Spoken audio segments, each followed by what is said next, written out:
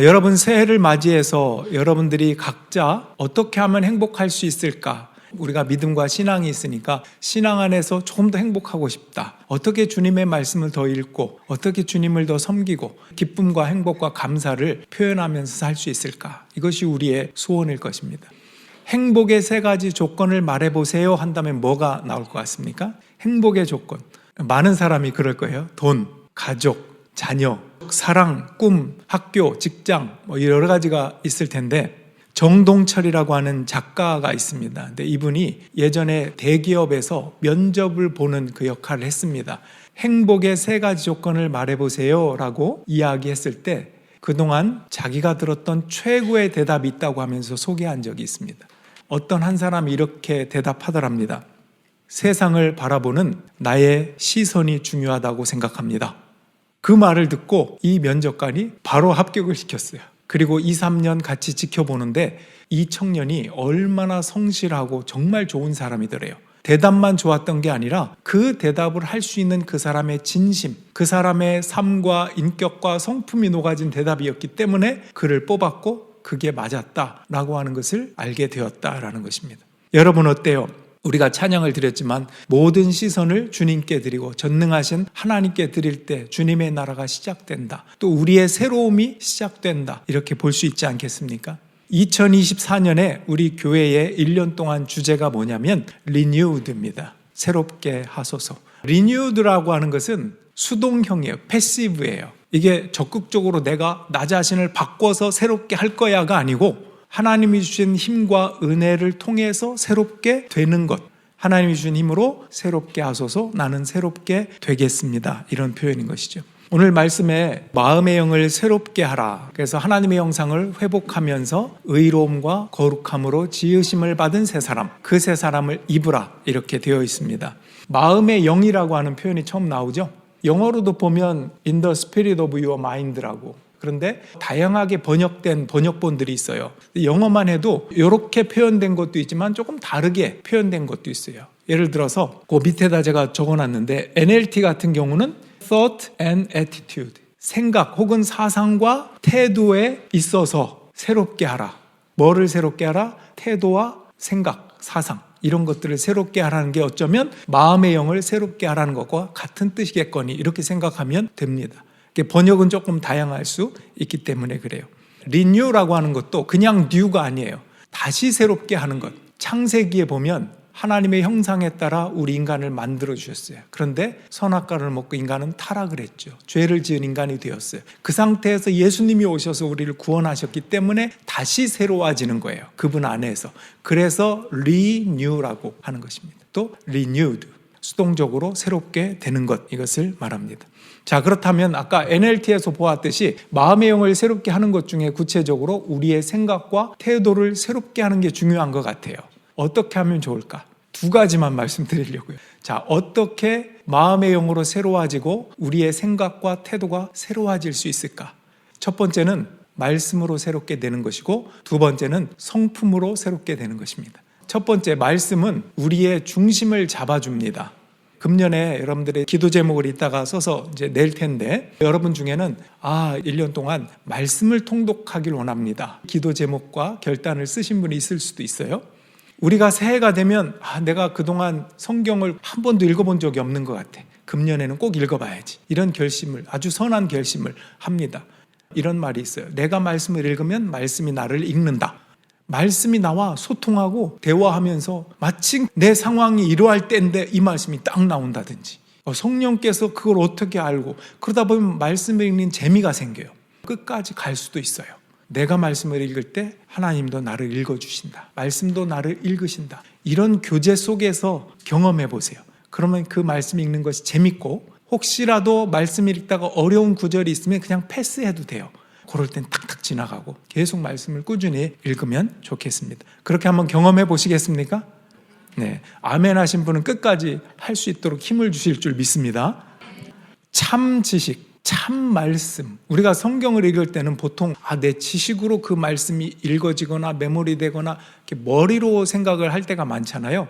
근데 말씀이 나를 읽는다는 것은 머리로만 머물지 않고 내 가슴으로, 내 손과 발로 전인격적으로 내려오는 것을 의미합니다.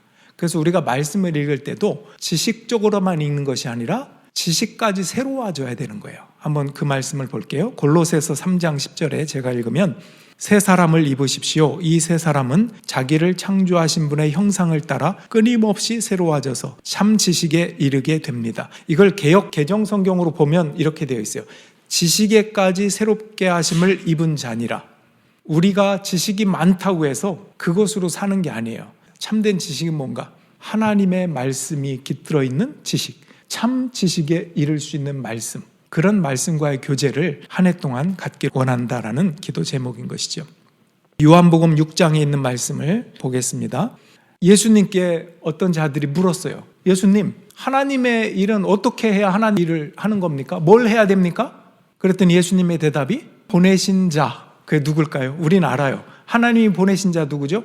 예수 그리스도거든요. 예수님 본인의 얘기를 하는 거예요. 하나님이 보내신 자를 믿는 것이 곧 하나님의 일이다. 여러분, 이거 충격적이지 않습니까? 우리는 하나님의 일이다, 봉사를 한다, 섬긴다 그러면 교회에 와서 또는 세상에서도 뭔가 선교를 하고 와서 찬양 봉사하고 또 일찍 와서 주방 봉사하고 이런 것이 하나님의 일이다 생각하는데, 이건 이제 2차적이라는 걸 얘기하는 거예요. 1차적인 하나님의 일은 뭐냐? 예수 그리스도를 믿는 것. 예수 그리스도를 믿는 게 도대체 뭐길래 그게 하나님의 일이라고 할까? 그냥 전 예수님 믿어요? 그럼 끝. 아니에요. 예수님을 믿는다는 것 속에는 엄청난 보화들이 있어요. 그 핵심에는 십자가와 부활이 있고, 예수님이 이 땅에 오신 성탄 성육신이 있고, 우리와 함께 하신다고 하는 성령의 인도하심이 있고요. 구약에 응축된 것들이 예수님이라고 하는 분, 그 메시아 안에 녹아져 있어서 그 예수님을 알고 믿는다는 것 속에는 그 예수 안에 모든 것이 있다. 그러므로 하나님의 일이라고 하는 것도 예수님을 믿는다는 것을 벗어나는 어떤 것이 아니라 예수님 안에 있는 것이다. 그래서 성경을 읽을 때 예수님을 발견하는 성경 읽기, 이게 얼마나 중요한지 모릅니다. 무엇으로 내 생각과 태도와 마음의 영을 새롭게 할 수 있을까? 첫째는 말씀이라고 그랬죠. 두 번째는 아까 따라 했는데 기억나십니까? 성품으로 새롭게 하소서. 자, 에베소서 4장 오늘 본문을 다시 한번 보겠습니다. 여기 보니까 이 세 사람이 어떤 세 사람인가가 나와요.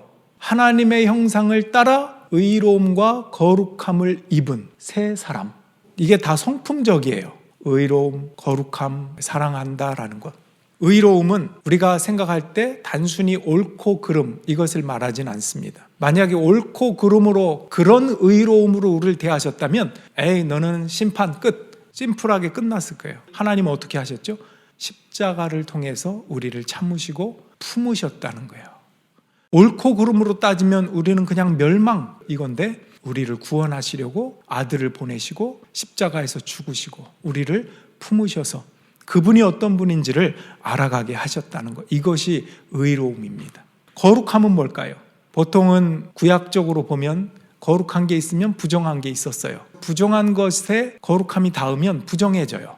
더러운 것, 시체 이런 것을 만지지 말라고 구별한 것이 거룩함이었거든요, 구약에서는. 근데 신약에서는 달라졌어요. 예수님 때문에 달라진 거예요. 거룩한 것이 부정한 것에 닿으면 거룩해져요. 예수님이 죄인에게 손을 대면 죄 사함을 받아요. 예수님이 병자에게 손을 대면 병자가 나아요. 그런 의미에서 거룩함이 부정한 것에 닿으면 예수님의 능력으로 거룩해진다라는 거예요. 그런 거룩함을 말합니다. 그래서 예수님 안에서 의로움과 거룩함으로 지음받은 세 사람을 말하는 것입니다. 내가 혼자 내 안에 만들어낸 나는 의로운 사람이라고 하는 그 자신의 의로움과 자신의 거룩함, 남을 구별하고 나는 좀 괜찮은 사람이라고 하는 그런 거룩함으로 자기가 짜낸 그런 거룩함, 의로움이 아니라 예수님이 진정한 의로움과 거룩함으로 베풀어 주신 그 세 사람을 입어라, 이런 뜻입니다. 여러분의 생각과 태도가 하루에 몇 번 바뀝니까? 누구를 미워했다가 사랑했다가 고맙다가 서운했다가 겸손했다가 교만했다가. 누가 그러더라고요. 사람에게는 왼손과 오른손만 있지 않고 또 하나의 손이 있어야 된다. 겸손이다. 여러분, 그래요. 이랬다가 저랬다가 수많은 생각들이 하루에도 여러 번 스쳐 지나갑니다. 여러분은 길을 지나가다가 새똥을 맞아보신 적이 있습니까? 머리에, 몸에, 옷에. 새똥을 맞았으면 누구 책임입니까? 새 잘못이에요? 내 책임이에요? 그 누구의 책임도 아니고 그냥 있을 수 있는 자연스러운 일이에요. 동의하시죠? 마찬가지예요. 우리 머릿속에 스쳐 들어오는 원망, 불평, 시기심, 열등감, 우월감, 이런 모든 것들이 막 스쳐 지나갈 때 그런 것은 내 책임도 아니에요. 그런데 만약에 새가 내 머리에 둥지를 틀어 여기서 살려고 그래. 그럼 이건 누구 책임이에요? 내 책임이에요. 쫓아내야죠. 새가 둥지를 트는 거, 그거는 내 책임이에요. 마찬가지로 내 생각에 여러 가지 스치는 것은 누구 책임도 아니지만 내 머릿속에 스며들어, 내 가슴 속에 품어, 그건 내 책임이에요. 내가 상처를 받아서 아파해요. 그것은 누구 책임도 아닙니다. 그런데 오랜 시간이 지나는데도 여전히 상처를 갖고 살아. 그건 내 책임일 수 있다는 거예요. 26절에 보면 한번 보여주세요. 화를 내더라도 죄를 짓는 데까지 이르지 않도록 하십시오. 해가 지도록 노여움을 품고 있지 마십시오. 마귀에게 틈을 주지 마십시오. 화를 내는 게 누구 책임이에요? 누구의 책임도 아닐 수 있어요. 자연스러워요. 인간은 화를 낼 수 있어요. 그런데 책임은 언제부터 생기냐면 해가 지도록 노여움을 풀지 않고 계속 품고 있는 거, 그건 내 책임이에요. 그래서 성경은 이렇게 지혜롭게 가르쳐 줍니다. 자연스러운 일이지만 그 화를 잘 표현해야지, 화가 났다고 해서 막 쏟아붓는다든지 또는 화가 났다고 해서 계속 가는 거. 여러분 부부싸움 하면 며칠 가나요? 성경에 보니까 뭐라고 돼 있다고요? 해가 지도록 노여움을 품고 있지 마십시오. 이게 다 성품적인 거라는 걸 지금까지 얘기한 거예요. 화를 내고 겸손하고, 하나님의 말씀은 우리의 성품과 연결되어 있다는 말씀이에요. 빌립보서 2장 5절을 보겠습니다. 여러분 안에 이 마음을 품으십시오. 그것은 곧 그리스도 예수의 마음이기도 합니다. 자, 여기 보면 영어 표현 your attitude, 여기도 태도예요. 우리 성품은 태도와 굉장히 많이 연관이 되어 있습니다. 우리 지난번에 봤을 때 그 예수의 마음은 낮아지는 마음이었고요. 또 다르게 얘기하자면 겸손함이고 순종함이고 온유함이고, 이런 마음이 바로 성품입니다. 마음을 다하고 뜻을 다하고 성품을 다해서 주 하나님을 사랑하라, 이런 말씀도 있고요. 여러분은 하나님의 성품에 참여하는 자가 되어라 라고 베드로후서 1장 4절에서도 그렇게 이야기합니다. 특별히 함께 나누고 싶은 마지막 말씀은 고린도전서 13장이에요. 사랑은 오래 참고 친절합니다. 사랑은 시기하지 않으며 뽐내지 않으며 교만하지 않습니다. 사랑은 무례하지 않으며 자기의 이익을 구하지 않으며 성을 내지 않으며 원한을 품지 않습니다. 사랑은 이러이러하다라고 나열한 저 목록이 다 성품적이라는 거예요. 그리고 저 성품은 예수님의 성품이에요. 사랑 대신 예수님을 넣기도 합니다.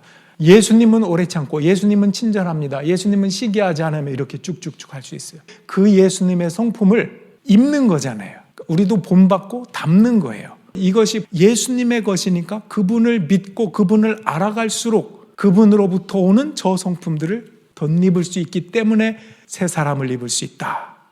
사랑하는 것도 뜨거운 애정이 오래가는 게 아니라 무례하지 않다고 그랬죠. 말을 예의 있게 하는 것이 오래가는 비결입니다. 여러분 가정생활 속에서 부모 자식 간에, 형제 자매 부부 사이에 그런 거 느끼지 않습니까? 그 애정 뜨거움은 얼마 가지 못해요. 식어버릴 때가 있어요. 근데 사랑이라는 것은 그것만이 아니란다. 믿는 얘들아, 나의 사랑은 이런 거야. 배워라. 내 사랑은 오래 참는단다. 내 사랑은 친절하단다. 내 사랑은 시기하지 않고 뽐내지도 않고 교만하지 않고 특별히 무례하지 않아. 무례한 건 사랑이 아니다, 이런 개념을 가지시는 게 좋습니다. 여러분 남편에게, 여러분 아내에게 무례하게 얘기하지 마십시오. 사랑은 예의 있게 얘기하고 그 사랑이 오래가는 것입니다. 하나님의 뜻에 따라 건강하고 행복하게 살기 위함이다. 이 본질을 늘 잊지 말아야 할 것입니다.